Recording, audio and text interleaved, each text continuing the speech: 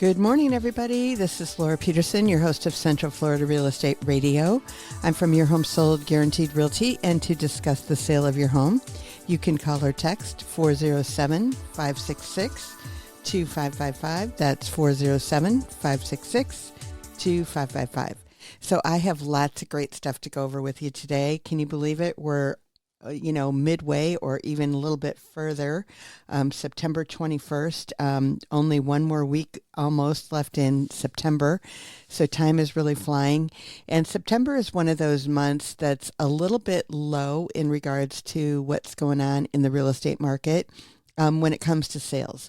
Now, when it comes to things going under contract and all of that kind of stuff, we're kind of back up to normal, but you got to remember that the sales that are happening today are the ones that went under contract usually about 30 days ago.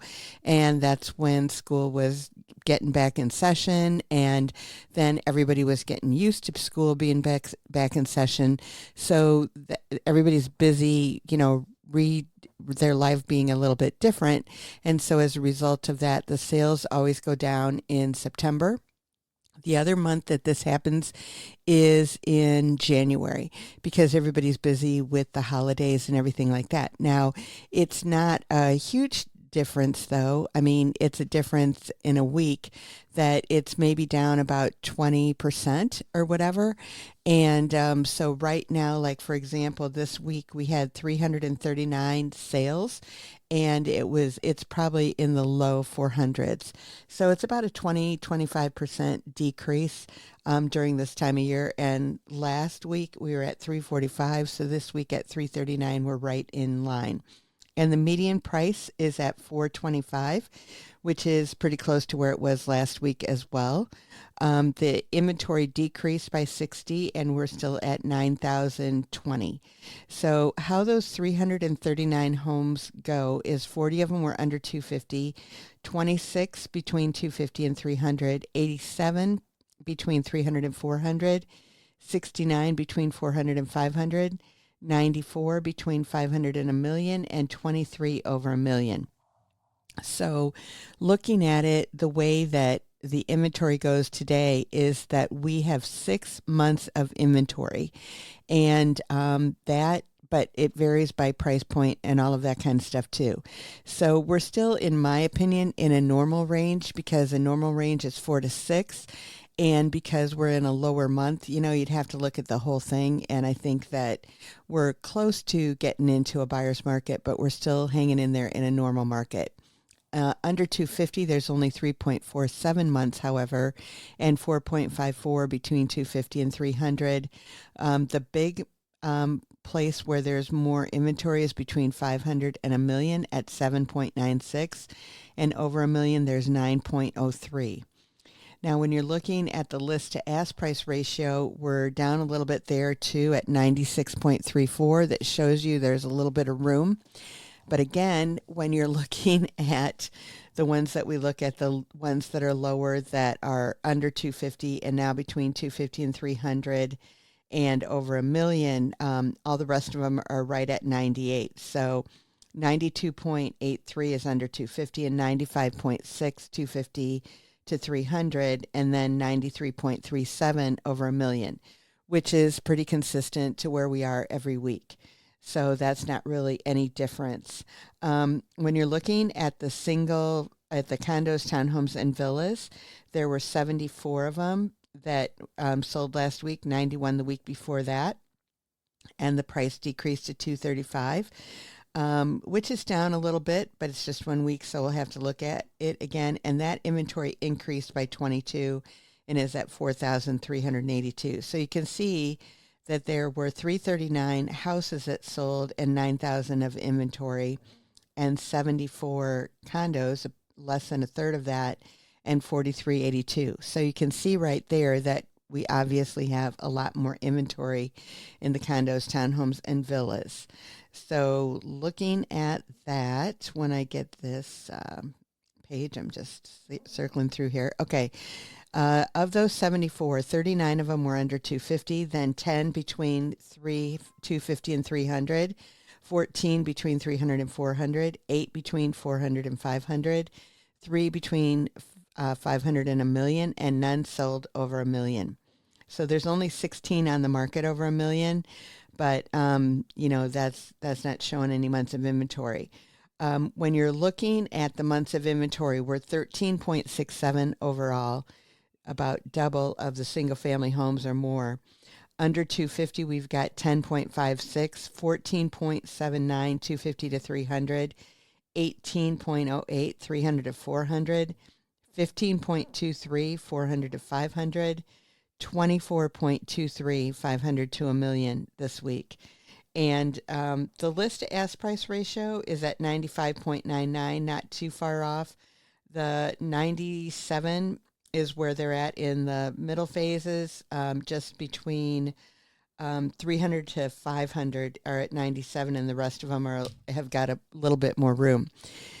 So to say all that, I think that it's really important that when you're going to sell your property, that you realize what's going on for that, number one.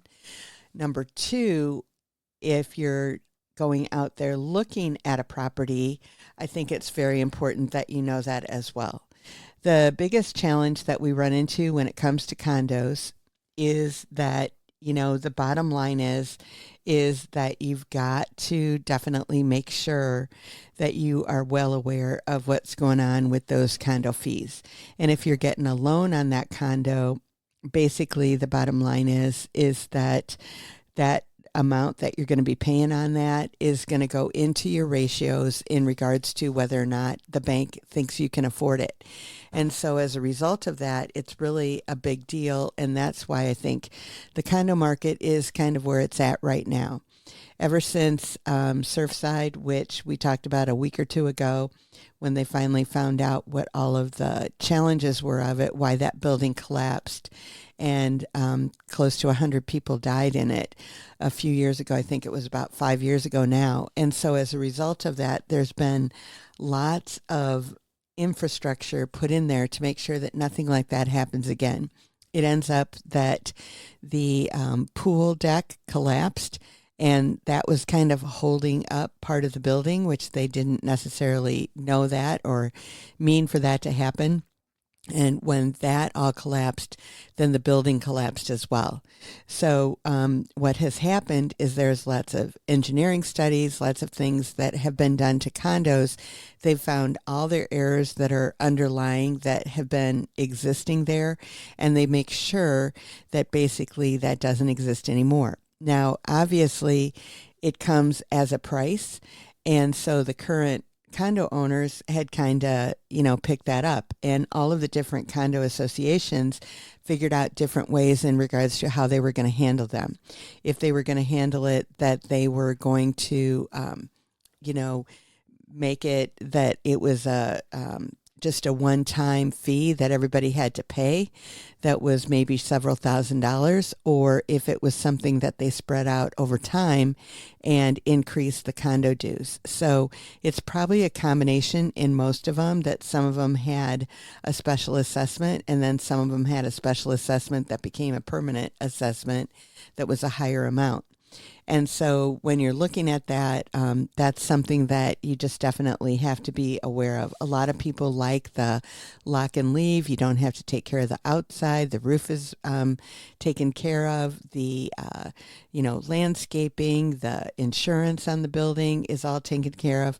So a lot of those things are included in the amount that you're going to be paying for that condo in the condo fee. And you just need to know what they are. In some developments, it might include cable TV. In some developments, it might include something else, water or something like that.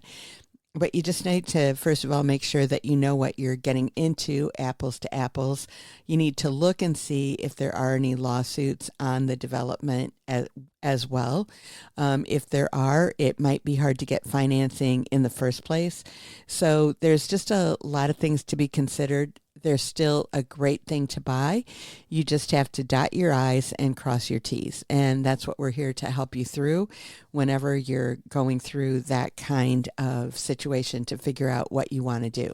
But in order to get in touch with us, you can call or text 407-566-2555. You can find us online at centralfloridarealestateradio.com, and we'll see you after the break. Welcome back, everybody. This is Laura Peterson, your host of Central Florida Real Estate Radio. I'm from Your Home Sold Guaranteed Realty, and to discuss the sale of your home, you can call or text 407-566-2555. That's 407-566-2555. So one of the things that happened this week, obviously, is that the Fed rate went down a little bit. And so everybody thinks, oh, the interest rates are down and all of that kind of stuff. They're still wobbling all over and everything. They did hit the lowest that they've been in quite some time at 6.25. However, there are some builders out there that definitely have rates in the 4.99. If you're doing an adjustable rate mortgage, they've got them in the threes. So depending on what you want to do and how you want to do it, there are some definite options out there in the lower interest rates. And basically, that's why they think that our inventory has been climbing for the last 3 years. And I do agree. It's not that, it's been a bad thing. I mean, we were at a half a month of inventory, which is totally unsustainable, and everything went off the shelf. A lot of times people were buying things that they didn't necessarily want. And so as a result of that, it was desperation. And so it wasn't really a good decision that some people made. But we're not in that situation today. There's lots of choices and everything in regards to what's going on. And from what I see, this week we're turning into fall.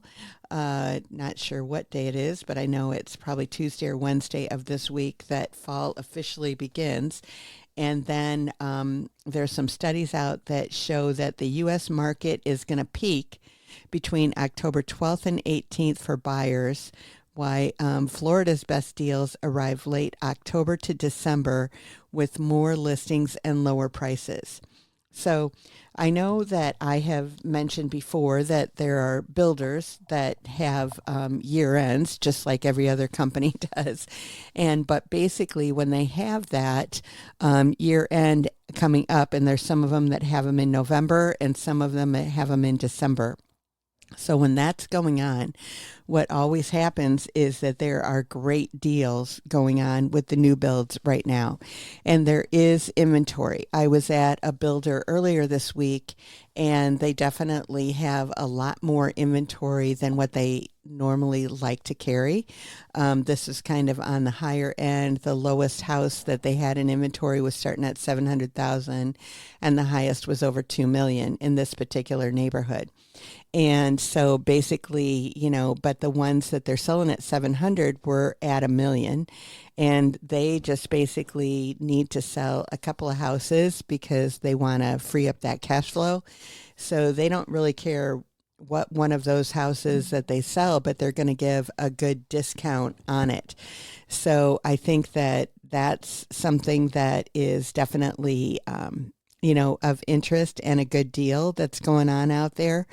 And so I was looking at that. Most of these houses do have pools. They're a modern look, which we don't have a lot of modern contemporary look properties. Most of them are traditional and that kind of stuff. When you're looking at houses around, the insides might have more modern, there are a few modern houses that are in Winter Park and areas such as that. But, these were on the south side of town, and basically they're beautiful. There's a lot of light, a lot of windows and all of that kind of good stuff that are happening there. And they've got some great deals. And so basically what I guess my point is that if you are a buyer and you're looking out there for something that would maybe be a good thing for your family and you're thinking that new would be a good deal, there are good deals, and everything going on now is, what the scoop is in regards to that. So what I was talking about that the late fall advantage, and basically what that means for buyers is that there are plentiful listings. Now, it still might not have the exact house that you want on the market, but there are houses that are on the market that might match what you want. There is less competition, and that means buyer demand has cooled in 2025 due to affordability challenges and elevated mortgage rates. Historically, competition is 30% lower than the peak season during this week, giving buyers some breathing room and reducing pressure to make rush decisions. A lot more manageable market pace. Gosh, having a hard time talking today. Homes are taking longer to sell, with the U.S. median time on the market surpassing the pre-pandemic norms. The October homes typically spend a little bit more time on the market, so it gives you more time to make a decision, and that's what I know a lot of people like to do. You have a little bit lower prices, more price reductions, and fresh listings are all coming out there. So basically, that's kind of in regards to what's going on there. That I think that there are definitely lots of opportunities and everything out there. They're saying that this is the peak time for for us to buy here in Central Florida. They're saying October 26th to November 1st is your best week to buy, and the active listings versus average is 14.4%.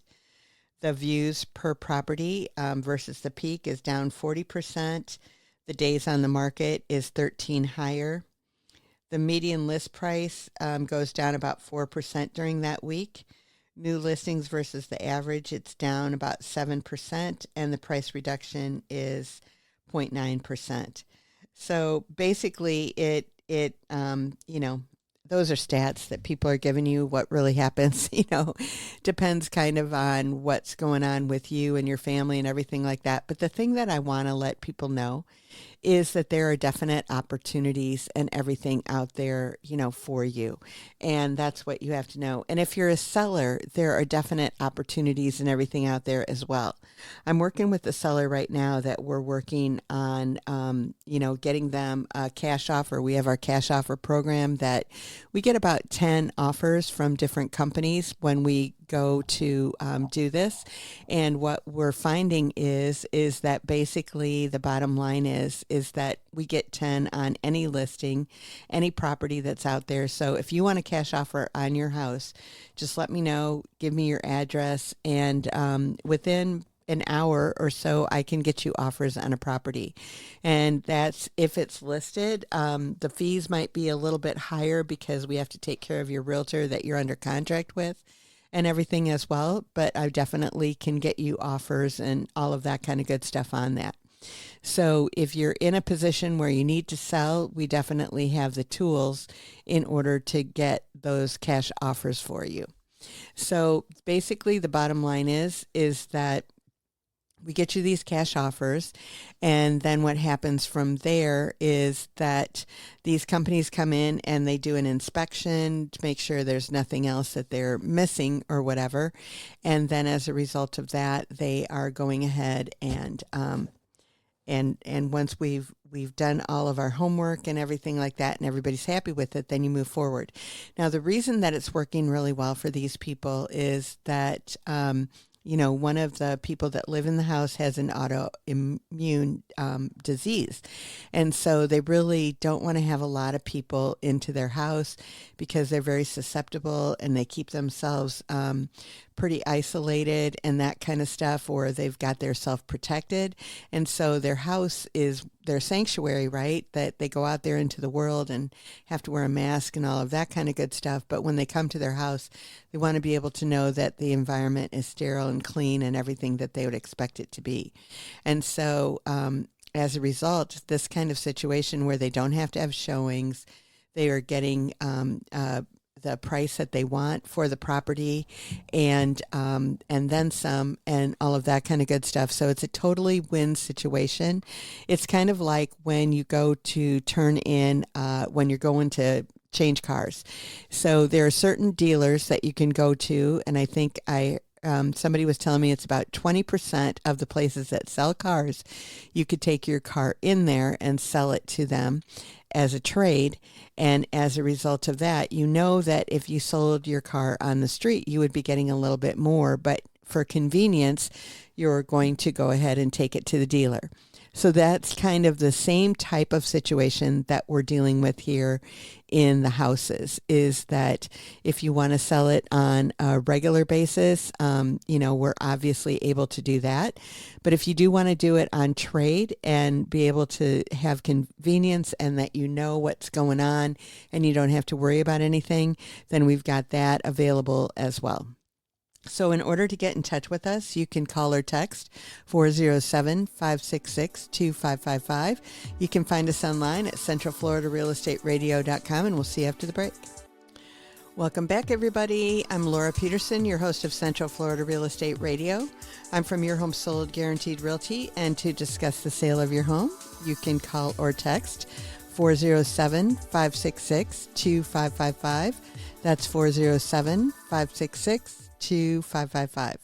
So I wanted to go over with everybody in regards to the state of the market and all of that kind of good stuff. I went through the stats at the beginning of the show for the week, but then I was thinking, hey, I really need to look at what's going on year over year and month over month and all of that kind of good stuff. So I just pulled it up right now. And so this is going to be for August, year over year. The inventory increased by 15%. It went from 11,511 to 13,306. Now, this is everything all combined. So basically, when I go the individual stats, I'm doing single family homes, and then I'm doing the condos, townhomes, and villas. So and when it comes to us figuring out what's going on with your particular home or condo, townhome, or villa, is that we look specifically at your area and all of that kind of good stuff to make sure. But this is everything lapped together. So basically, the number of properties that sold in 2025 were 2,306, and in 2024 it was 2,655. So that was down 13%. The average price was at $485 and $465 in 24, so that was up 4.2%.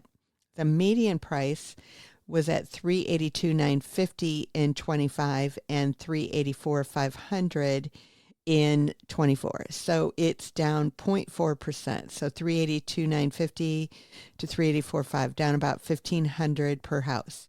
So that's pretty consistent. Now, the days on the market went from 57 in 24 to 75 in 25. And so the months of supply was at 4.34 to 5.77. So you can see that basically when we're looking at it, how I say we have to look at the trends and all of that kind of good stuff. So it goes to show you that the market is very stable, which is what I've been talking about really for years, that once the interest rates went up, the market prices have stayed the same. The market has been very stable. And prices haven't grown, but they really haven't fallen either. And actually, they have grown a little bit when it comes down to it and looking at it. If I went back and saw, which I think I might do, what the prices were in 2021 and forward. But the month over month changes when we're looking at that, the number of houses that sold in August, like I said, was 2,306, and it was 2,551 in July. The median price or the average price at 485 now was 479 in July, so it's up 1.2%. The median price at 382,950, it was 389 in July, so that's down 2%. And the days on the market went from 69 to 75. So we know that the days on the market have changed, the amount of inventory has changed, and all of that kind of good stuff. It went from 5.31 to 5.77 in regards to the inventory that's on the market. And like I said, this is everything that's all clumped together and all of that kind of good stuff. But I'm going to go ahead and check right now in regards to what's happened in the last few years so you guys get a better feel. Hold on one second. All right, I'm back. I've got that. So basically, what I found is that let's go back to 2019 and let's look at the average price of a home let's go to August because that's what we just looked at, was 303,000 in 2019, and the actually the sales price was 294. So they were at 97.14 of asking price. So this has just got the average price. It's got the median price too. The median price was 250. Is that right? In August of 2019. Yep, 250. Okay. Then let's go to 2020 and look at it. The median price went from 250 to 275, and the average price went from 333 to 303 to 333. So we're increasing there. Then in 2021, I think we're going to see a pretty big increase here. August of 2020 was at 275 in the median price, and then we went to 320. So that was an increase of 16.36%. The average price went from 318, which is actually the sales price, to 379, which was an increase of, this is saying 99%, which I know is not right. So that's the sell to ask price ratio. Okay, so it went from 318 to 378. Okay, then we're looking at 2022. I'm just going to do the average price right now. So the average price went from 379, 382 to a year later 2022 was 434, 313. So that went up another huge amount. So that's and the interest rates were starting to go up. They were at 5.59. They were in the threes until February of 2022.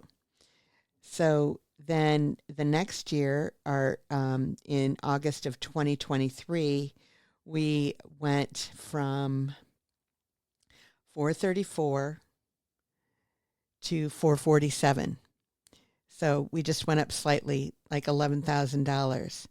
Then from 23 to 24, 447, we went to 465. So we're still increasing, but we're just increasing slowly. And then we went from 465 to 485. So we've been increasing, but it's a very low amount. So it's been pretty stable. So when you look at 5 years, I mean, it's still, quite a good increase. But basically, even with the interest rates high and everything like that, we have definitely held our value here in Central Florida. And that's where the affordability comes in. You can imagine when we were looking at it, the interest rates, like I said, in February of 2022, were 3.87. They were 3.38 in January of 2022. So versus right now at 6.35. So you're talking almost double in regards to the interest rate. And you can imagine what that's going to do to the payments. Obviously going to make a huge difference.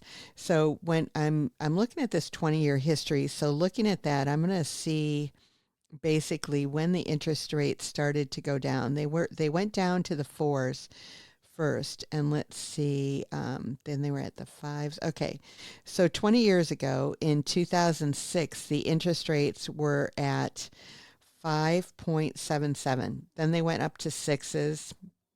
They ended the year at 5.74. January, they're at 5.91. In the sixes in 2007. And the same in 2008, 2009, they went down into the fours, 4.86 for the first time. And then in 2010, they were hanging out in the fours and fives. 2011, they were in the fours and 3.99 in December. Then in 12, they were in the fours and a lot of times in the threes to 3.46 in December of 2012. Then in 13, they were hanging out in the threes. They were a few months in the fours. In 14, they were all in the fours, except for December was 3.86. January of 15 was 3.67. And in the threes and fours, 16, threes all the way across. 17, fours and threes. 18, fours.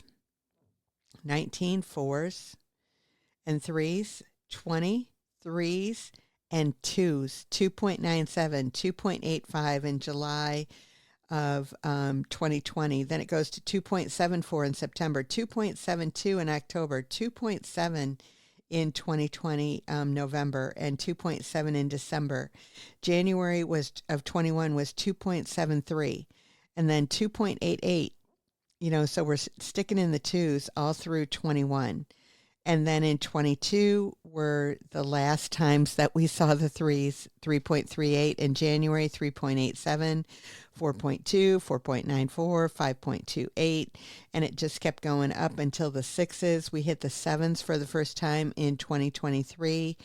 And then we've been hovering in the sixes. We've hit the high fives a couple of times, but that's it. So when you're looking at affordability and people are talking about it, that's basically what it comes down to and what they're looking at. And hopefully that wasn't too boring or anything in going through that, but I just find it fascinating to really look at it. And you've got to look at all of the factors when it comes into play in regards to what's going on in the market. And so the more educated that you are, the better off that you are. So I'm going to get into some fun stories in this last segment, but in order to get in touch with us, you can call or text 407-566-2555. You can find us online at centralfloridarealestateradio.com, and we'll see you after the break. Welcome back, everybody. This is Laura Peterson, your host of Central Florida Real Estate Radio. I'm from Your Home Sold Guaranteed Realty, to discuss the sale of your home, you can call or text 407-566-2555. That's 407-566-2555. So I said I was going to tell some fun stories for this last segment here, and I definitely am. And so first of all, one fun fact is the iconic Hollywood sign was originally a real estate stunt.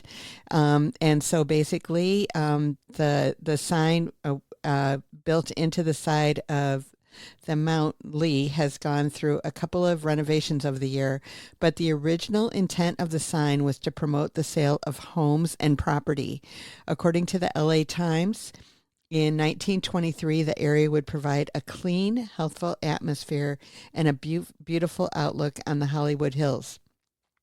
Hollywood and land was said to be above the turmoil of the city and the supreme achievement in community building.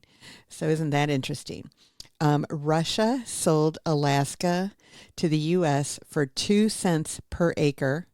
So that was a pretty good deal, actually, when you're looking at that. Now, that happened in 1876 is when that happened, and then Alaska became the state in 1967. Okay, and in commercial real estate, McDonald's is a company built on real estate, not burgers. Now, I did know this. If you know that McDonald's makes money on those delicious fries and Big Macs, but you may not know that that's not their only source of income. They make a substantial amount of money in real estate. Most business circles, it's considered more of a real estate company than a fast food business. They retain ownership of each of its locations' land and charge the franchise owners rent along with standard royalties and the franchise fees each month. It's a business model developed by Ray Kroc and the franchise founder that helped keep them at the top of their food chain for decades. Almost all millionaires built their fortune through real estate. Andrew Carnegie famously pointed out more than 100 years ago that 90% of all millionaires became so thorough owning real estate. They became so through owning real estate. Sorry about that. And there are many other quotes that allude to the circles to be found that real estate investing, like this one. Don't wait to buy real estate. Buy real estate and wait. Will Rogers.